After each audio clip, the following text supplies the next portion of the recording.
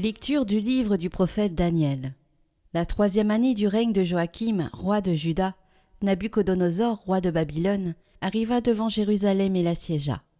Le Seigneur livra entre ses mains Joachim, roi de Juda, ainsi qu'une partie des objets de la maison de Dieu. Il les emporta au pays de Babylone et les déposa dans le trésor de ses dieux. Le roi ordonna à Asphénaz, chef des eunuques, de faire venir quelques jeunes Israélites de race royale ou de famille noble. Ils devaient être sans défaut corporel, de belles figures, exercés à la sagesse, instruits et intelligents, pleins de vigueur, pour se tenir à la cour du roi, et apprendre l'écriture et la langue des Chaldéens. Le roi leur assignait chaque jour une portion des mets royaux et du vin de sa table. Ils devaient être formés pendant 3 ans, et ensuite ils entreraient au service du roi. Parmi eux se trouvaient Daniel, Ananias, Misaël et Azarias, qui étaient de la tribu de Juda. Daniel eut à cœur de ne pas se souiller avec les mets du roi et le vin de sa table. Daniel eut à cœur de ne pas se souiller avec les mets du roi et le vin de sa table. Il supplia le chef des eunuques de lui épargner cette souillure. Dieu permit à Daniel de trouver auprès de celui-ci faveur et bienveillance. Mais il répondit à Daniel : « J'ai peur de mon Seigneur le roi, qui a fixé votre nourriture et votre boisson. S'il vous voit le visage plus défait qu'aux jeunes gens de votre âge, c'est moi qui, à cause de vous, risquerai ma tête devant le roi. » Or, le chef des eunuques avait confié Daniel, Ananias, Azarias et Misaël à un intendant. Daniel lui dit : « Fais donc pendant 10 jours un essai avec tes serviteurs, qu'on nous donne des légumes à manger et de l'eau à boire. Tu pourras comparer notre mine avec celle des jeunes gens qui mangent les mets du roi, et tu agiras avec tes serviteurs suivant ce que tu auras constaté. » L'intendant consentit à leur demande et les mit à l'essai pendant 10 jours. Au bout de 10 jours, ils avaient plus belle mine et meilleure santé que tous les jeunes gens qui mangeaient des mets du roi. L'intendant supprima définitivement leurs mets et leurs rations de vin et leur fit donner des légumes. À ces 4 jeunes gens, Dieu accorda science et habileté en matière d'écriture et de sagesse. Daniel, en outre, savait interpréter les visions et les songes. Au terme fixé par le roi Nabuchodonosor, pour qu'on lui amenât tous les jeunes gens, le chef des eunuques les conduisit devant lui. Le roi s'entretient avec eux, et pas un seul n'était comparable à Daniel, Ananias, Misaël et Azarias. Ils entrèrent donc au service du roi. Sur toutes les questions demandant sagesse et intelligence que le roi leur posait, il les trouvait 10 fois supérieurs à tous les magiciens et mages de tout son royaume.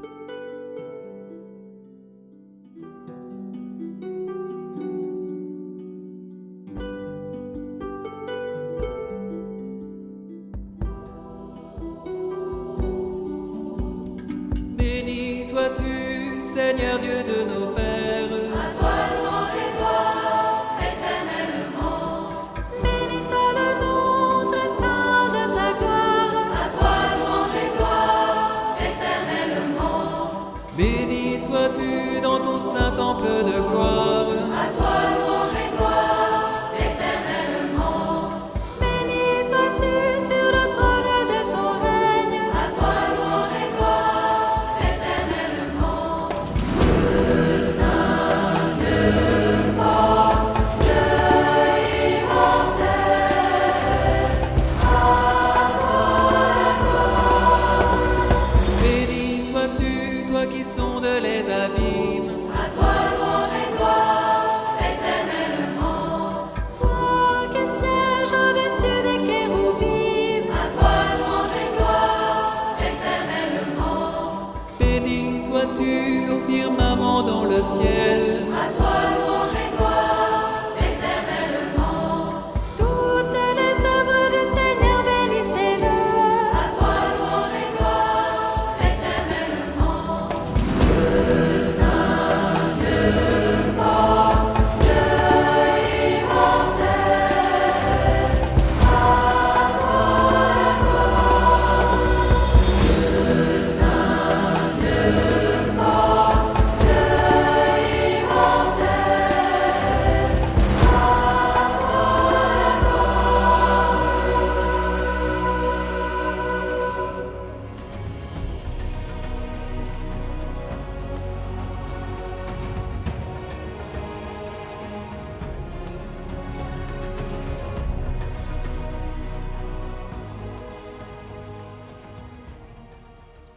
Évangile de Jésus-Christ selon saint Luc. En ce temps-là, comme Jésus enseignait dans le temple, levant les yeux, il vit les gens riches qui mettaient leurs offrandes dans le trésor. Il vit aussi une veuve misérable y mettre 2 petites pièces de monnaie. Alors il déclara : « En vérité, je vous le dis, cette pauvre veuve a mis plus que tous les autres, car tout cela, pour faire leur offrande, ont pris sur leur superflu. Mais elle a pris sur son indigence. Elle a mis tout ce qu'elle avait pour vivre. »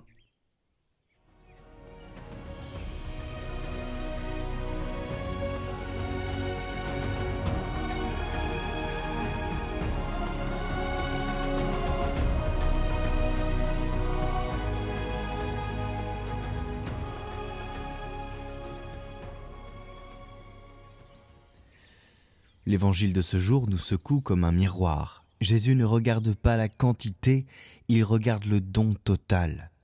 Ce qu'il admire chez la veuve, ce n'est pas son geste minuscule, c'est qu'elle a tout mis, 2 pièces, c'est-à-dire toute sa vie.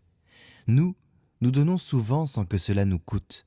Un peu de temps, un peu d'argent, un peu de prière, mais sans nous désinstaller. Jésus veut une offrande qui brûle, une foi qui dérange notre confort. Le vrai amour n'est pas comptable, il se livre.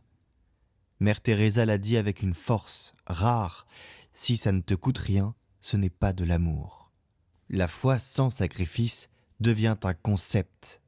Seule la générosité qui fait mal ouvre le ciel. Et par là, on ne vous demande pas de donner toute votre fortune, tout votre argent, il n'est pas question d'argent ici. C'est un don dans la charité, c'est un don qui coûte. Une offrande qui n'attend pas en retour, quelque chose de pur. Et la lecture du livre de Daniel ajoute une lumière saisissante.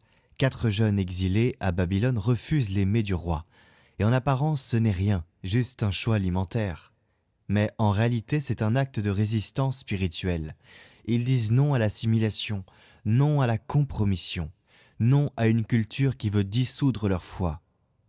Pendant que Jérusalem est détruite, eux reconstruisent intérieurement le sanctuaire du cœur, et Dieu les rend 10 fois plus sages que tous les autres. Voilà la clé. La sainteté commence par de petites fidélités quotidiennes, là où le monde ne regarde pas. C'est la question que nous nous posons aujourd'hui dans notre vie. Est-ce que nous renonçons sur des petits aspects de notre vie, ou alors est-ce que nous avons une fidélité entière envers Dieu et nous refusons la compromission et donc nous résistons spirituellement à tout ce qui nous est proposé, passant dans le filtre de notre foi. C'est un peu le thème de notre conférence qu'il y a eu sur le Christ roi. Je vous mets encore le lien en description pour ceux qui ne l'ont pas vu. Mais c'est ça, le renoncement de plein de petites choses qui fait qu'une société se perd et qu'elle entre dans une structure de péché. Et aujourd'hui, nous honorons Saint André Đâng Lak et les martyrs du Vietnam, prêtres laïcs, catéchistes, hommes et femmes morts pour avoir refusé de renier le Christ. Ils nous rappellent que la foi ne se prouve pas dans des discours, mais parfois dans le sang, dans le don et dans la fidélité jusqu'au bout. Saint André Đâng Lak et les martyrs, compagnons, priez pour nous.